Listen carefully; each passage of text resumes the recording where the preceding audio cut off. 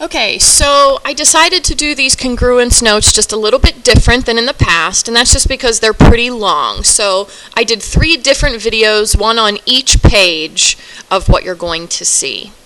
So we talked a little bit about congruent before, but we only talked about congruent angles or congruent segments, and so today we're going to talk about congruent polygons. So congruent polygons, it says 2 polygons are congruent if they have the same size,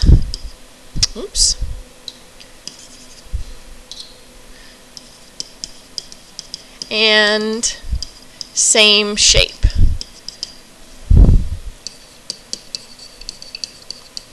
So that means that they are completely identical. So all the sides are equal.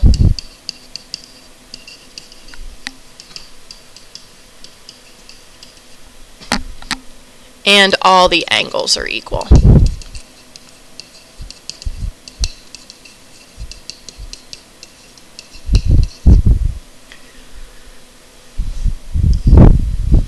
So you can see here I have 2 triangles, but this goes for any 2 polygons. They could be quadrilaterals, pentagons, hexagons, whatever. So if I'm looking at these 2, I can see all the sides are the same. Side BC is the same as side DF because they both have 3 markings. Side BA is the same as side EF because they have the same markings. And side AC is the same as side DE. And then the same with the angles. If you look at the angle B, would be the same as angle F because they both have 3 markings there. Angle A would be the same as angle E. And then angle C would be the same as angle D. So all those markings just mean that those 2 triangles are exactly the same. Now a congruence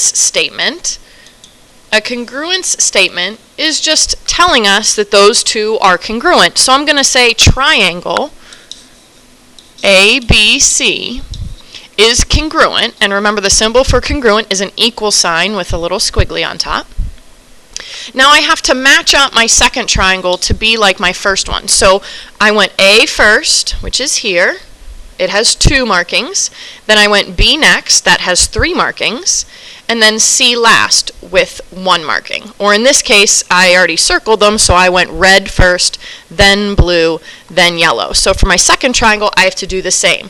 Red first, so that's E, then blue, which is F, then D, which is yellow. Or again, look at the markings. 2 markings, 3 markings, 1 marking. So they're in the same order. So you have to make sure that they correspond. So A corresponds with E, so they're both first.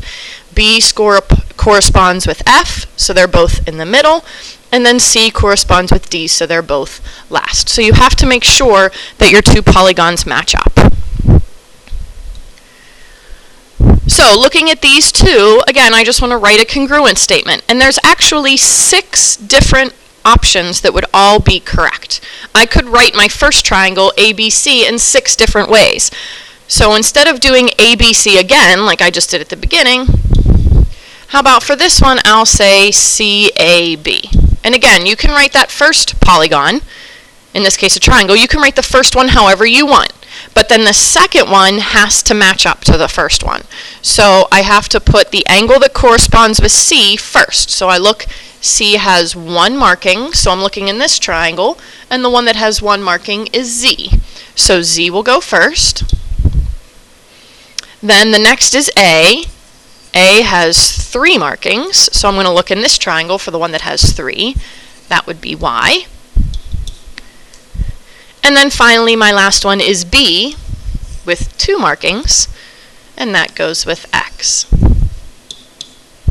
So that's just one option. Again, there are 6 different ones, and I'll show you one other one. Let's say I had done BCA first. So B corresponds with X, C corresponds with Z, and A corresponds with Y. Oh, I forgot my triangle. triangle XZY. So again, as long as B and X are in the same place, C and Z are in the same place, and A and Y are in the same place, then you're good. Okay, now for this one, we have to finish the congruent statement. So they've already given us the beginning of this, DABC. And this is a quadrilateral, but that's not going to change anything. So if I look at D, let me write my little quadrilateral there. So if I look at D, D is 98 degrees. So I'm looking for the one that's 98 degrees over here, and that would be O. So O is going to be first. Then A is 110, so that would be P. Then I'm looking for, let's see, what's next? B, which is 50 degrees. So that's going to be R. And then finally C, which is 102, so that's going to be T. So again, you're just matching them up, making sure the corresponding angles go together to finish your congruent statement. And the last slide here is just telling us, okay, if I have the congruent statement, I'm able to figure out all these different parts.